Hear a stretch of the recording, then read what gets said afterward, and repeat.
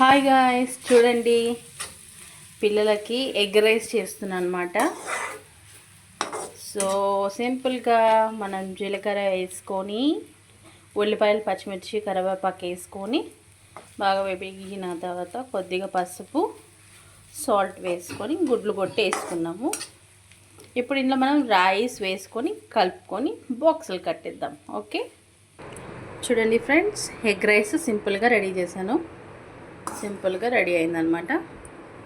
ఇక మనం పిల్లలకి బాక్సెస్ కట్టించేద్దాం. పొడి పొడిగా వేడివేడిగా అన్నము కొంచెం పొడి పొడిగా ఉన్నప్పుడే మనం ఉంచుకుంటే ఇట్లా రైస్ పూల్గా కుల్ల కుల్ల అవుతుందన్నమాట.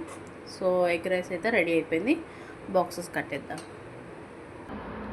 ఓకే గాయస్, పిల్లలకైతే బాక్సెస్ కట్టేసాను, రెడీ అయిపోయినాయి. ఓకేనా, పిల్లలకి బాక్స్ పెట్టించేసి పంపించేద్దాం. ఓకేనా, బాయ్ ఫ్రెండ్స్.